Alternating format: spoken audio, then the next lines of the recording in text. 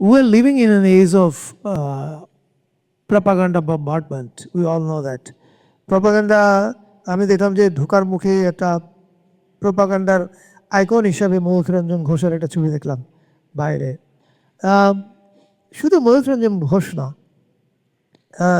আমার আশেপাশে আমি অনেক মানুষকে দেখি, আমরা প্রত্যেকেই জেনে অথবা না জেনে নানান রকম প্রোপাগান্ডার অংশ হই।